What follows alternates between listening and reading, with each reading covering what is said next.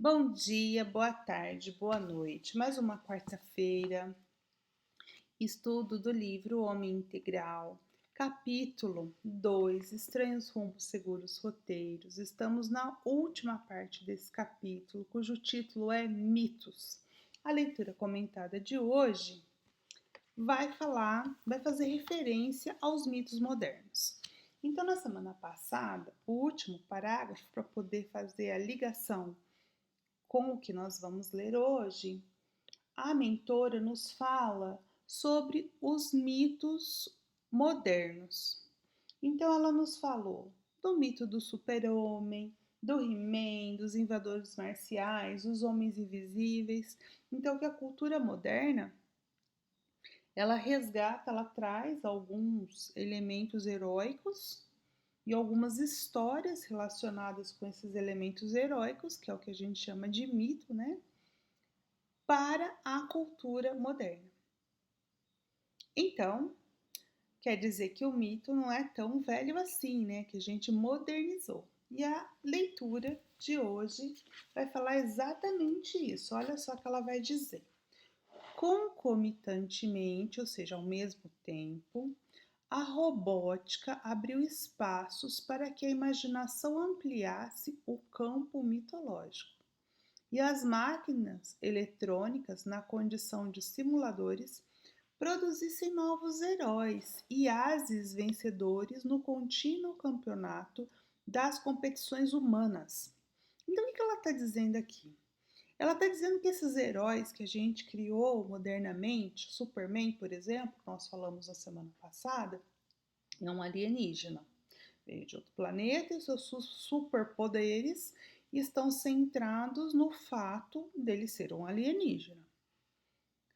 O Homem-Aranha, por exemplo, gente, eu acho que eu quero espirrar. O Homem-Aranha, por exemplo, ganhou o seu poder por uma questão tecnológica, que ele foi picado por uma aranha lá modificada geneticamente. Nós vamos ver, por exemplo, o Homem Invisível, mesma coisa, alguma coisa no laboratório lá fez com que ele ficasse invisível. E assim vai, um incrível Hulk. Então, e mais que isso, é que ela está dizendo que a robótica e as máquinas eletrônicas, por exemplo, quando a gente pensa no ciborgue, né?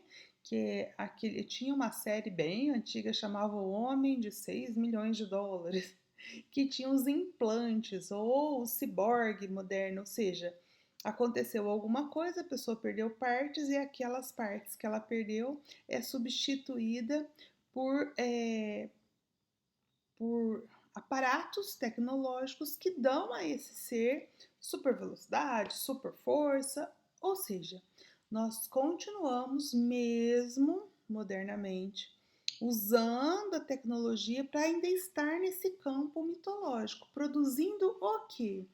Produzindo referências culturais, porque esses heróis são referências culturais.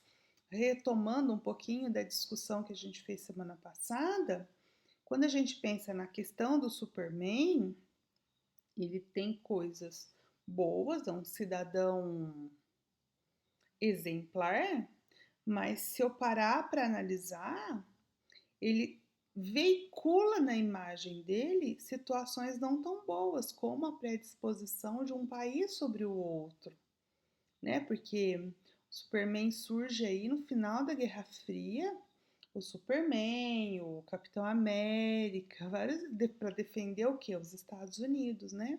Então a gente tem não um herói para o planeta, mas um herói para um grupo de pessoas. Aí isso aqui, para nós, vale a pena a gente pensar se esse tipo de herói é de fato um herói no qual a gente tem que se inspirar, não é? Porque é isso, os mitos, tanto os antigos quanto os modernos, são feitos para a cultura de massa. E qual é o grande convite do ser que desperta, do ser que está buscando a autoiluminação, o autoconhecimento para alcançar a autoiluminação? Que ele possa fazer-se a si mesmo, que ele possa guiar-se por si mesmo e sair do pensamento da grande massa, não é isso?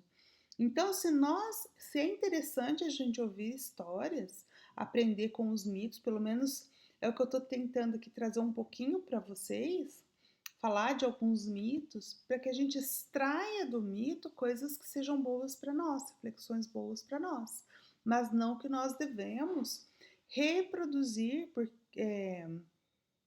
do jeito que está lá a questão do mito, porque ele pode trazer carregado nele qualidades, como todo ser humano, né? O mito também é construído assim, qualidades, mas também defeitos. Então, nós precisamos saber separar. E é por isso que ela diz que a gente produz, enquanto humanidade, né? Novos heróis num campeonato contínuo de quem é o mais forte, quem vai ganhar o quê. Aí a gente vê nos filmes,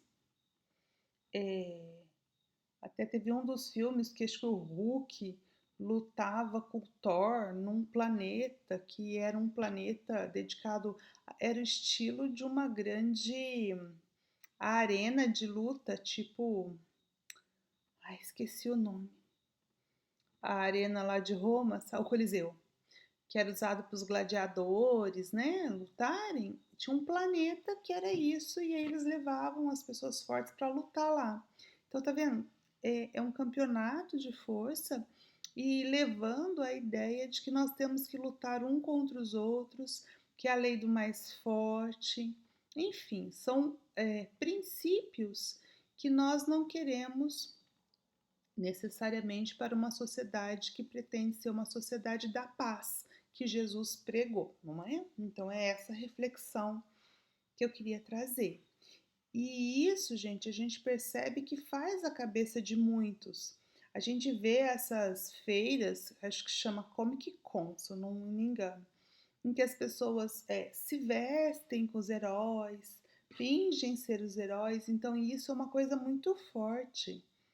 Então, nós temos que realmente ponderar o que é cultura de massa e o que não é. O que eu posso aprender com o herói, quais são as qualidades que ele tem, mas ele também vai ter certas dificuldades. E aí, continuando a leitura. O exacerbar do entusiasmo tornou a ficção uma realidade próxima, permitindo que os jovens modernos confundam as possibilidades limitadas com as remotas conquistas da fantasia. Então, o que ela está dizendo? Que o cuidado que nós temos que ter com os nossos jovens é essa confusão que ele pode fazer em se identificar tanto com o herói e perder de vista que esse herói é uma ficção. Entendem isso, gente? Porque quando você se compara com algo que está dentro do campo do ideal, você sempre vai perder, você sempre vai ser menos, porque o herói vai ter aquelas qualidades que foram montadas, não é uma pessoa real, porque a pessoa real ela vai ter algumas qualidades, alguns defeitos e nada tão exagerado. E nós podemos correr o risco de ver os jovens confundindo a ficção com a realidade. E querer se espelhar na ficção é uma coisa muito perigosa. Fazer isto porque o tal herói faz, né? Eu me lembro de um amigo nosso que conta que quando ele era pequeno, ele subiu no telhado e com guarda-chuva e pulou do telhado com o guarda-chuva, abriu o guarda-chuva, porque na cabeça dele o guarda-chuva ia fazer tipo a Mary Poppins, ia flutuar, né? E o guarda-chuva, o que aconteceu? Virou para cima e ele caiu. Só que a sorte na época é que tinha uma árvore, acho que ele bateu na árvore, amorteceu um pouco, depois caiu, o chão era com areia, enfim, deu certo, não machucou tanto, mas ele fez isso. Então você imagina coisas que pessoas, que crianças, jovens podem fazer quando se identificam com um personagem. Deixa eu virar aqui. Ai, perdi o lugar, gente. Só um minuto.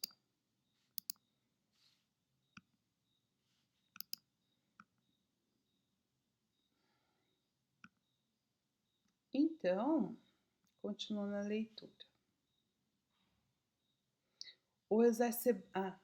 Imitam os heróis das histórias em quadrinhos, tomam posturas semelhantes aos líderes de bilheteria, no teatro, no rádio, no cinema, na televisão, e chegam a crer-se imortais físicos, corpos indestrutíveis ou recuperáveis pelos engenhos da biônica, igualmente fabricantes de seres imbatíveis.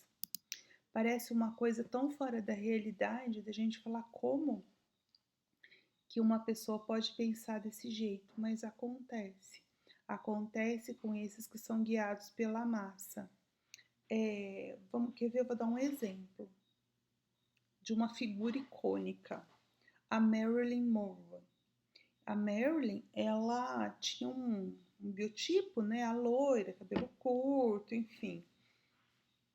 E depois da Marilyn, quantas mulheres quiseram ser loira e pintaram o cabelo de loiro? Não é um problema ser loiro, não é.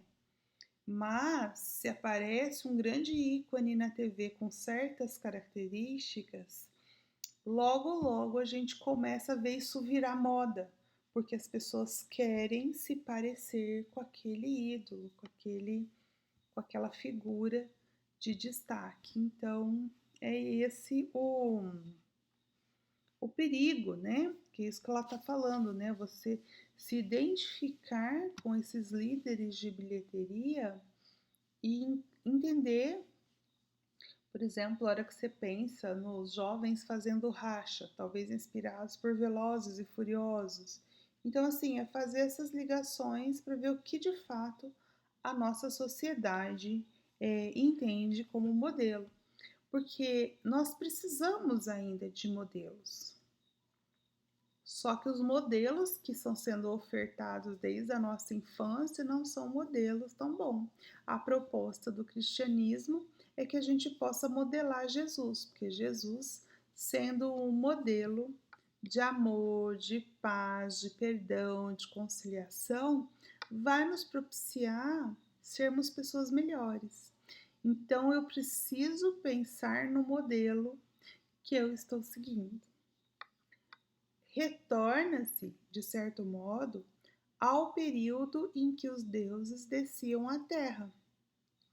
Porque esses super-heróis que a gente está falando não é bem isso, não é? Os deuses descerem à Terra. Pensa, Superman é como se fosse um deus.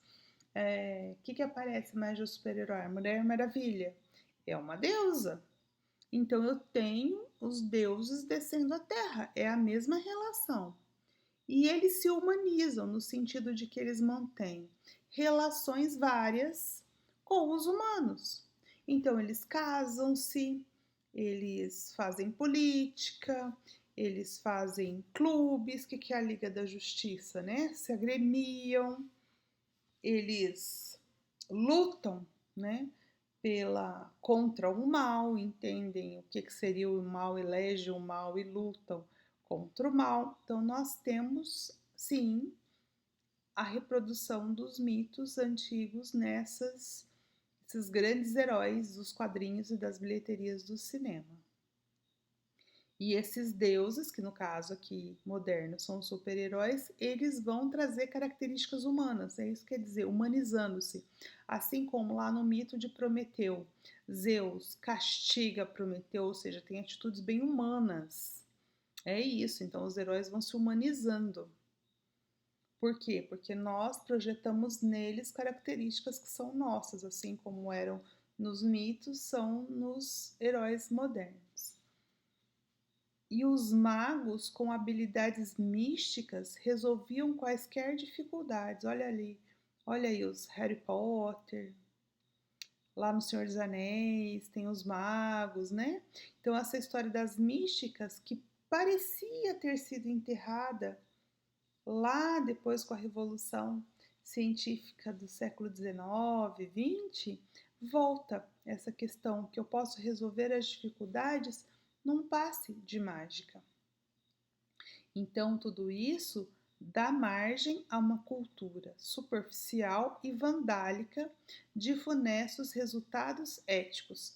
que é uma cultura superficial? Nós sabemos, rasa demais, né? Ou seja, eu reproduzo o meio, reproduzo o comportamento sem pensar muito profundamente se aquilo me convém. E vandálica fazendo referência aos vândalos, né? Então, os vândalos são um povo europeu que, quando eles invadiam, principalmente ali no início da queda do Império Romano, quando tinha o Império Romano, os vândalos invadiam as regiões dominadas por Roma. Roma entendia que ela é que levava a civilização e que os vândalos vinham para destruir. Mas na verdade os vândalos queriam de volta as terras que eram deles e que Roma tinha conquistado. Mas a ideia do vandálica ficou nesse sentido de destruição. Então, uma cultura que é superficial e destrutiva, é isso que quer dizer. Porque aí eu arrumo inimigos, concorda, não é assim? Eu me entendo como herói e que eu tenho que lutar pela justiça. Mas a justiça pode estar enviesada, então eu entendo que o russo é um inimigo, né? Eu estou fazendo um exemplo, porque a gente falou do Superman. Então, o inimigo eu posso encontrar não pelas coisas exatamente que ele faz, mas julgar pelo lugar que ele é, de acordo com aquilo que a história me levou a pensar que seria o inimigo. É uma coisa muito comum que acontece na cultura americana. Eu tô falando na cultura americana, que foi um estudo que eu vi, né? Eles colocam muitas vezes os personagens que são os vilões como com o estereótipo árabe, estereótipo negro, enfim. Eles vão colocando certas coisas que nas entrelinhas, na mensagem subliminar, acaba passando essa mensagem para as grandes massas. Por isso, o nosso cuidado, que a gente tenhamos uma cultura mais profunda e não uma cultura superficial. Esse é o convite da alma que desperta, que reflete e que já quer um pouco mais do que a cultura que está nas massas. Por quê? Porque o resultado dessa cultura superficial e vandálica é funesto eticamente. Porque se nós estamos caminhando para a evolução, buscando evoluir, avançar um pouquinho de cada vez, se nós nos deixarmos dominar pela cultura de massa, pelas ideias da massa, nós acabamos cometendo erros ou tropeços e ficamos paralisados na nossa evolução. Por isso é que o convite está sendo feito a todos, né? E quem é que vai aceitar o convite?